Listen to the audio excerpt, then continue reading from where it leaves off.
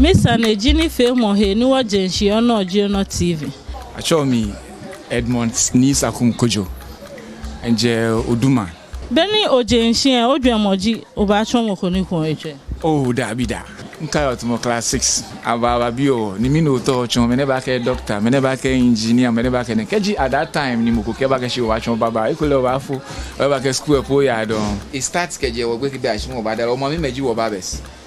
Yeah, I'm a wo itwa ha o. Obo ni bo ba da ni e yo mi aga shi o keji mo ko itwa e che wa nyo o mo le ke ta shi no problem ni bo o ha le shape. Ene ha wo igbe wo ke me gba sane. Niko ameshin lesani amenuchumo insani kabena menya amefe ameye na agba isorte ano Nuchumo ne inchu over 20 years. Yeah, after school babrine no yenye me bibi in support am agbenele ho mi hu den che ho ye bi ni true ne ke itwekun ne no na support le keje kindergarten to university level na agba le make ifa ye itwekun mi. O han wole ake ni itwekun ne no ko bi kete university.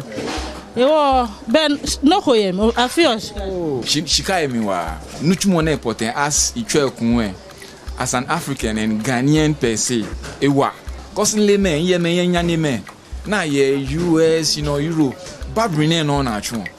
I don't know about the other parts of the world, but Africa be ene wonu pa epi beni e ke ba ke shi gbeke eju e bi no ba na le eju gbeke bi e fen shika quick money ato ni mene no ke ji shi mene no sande na hise mene no ye ni ke o ka ma ke barbers ni ameju fu e mi no ba ke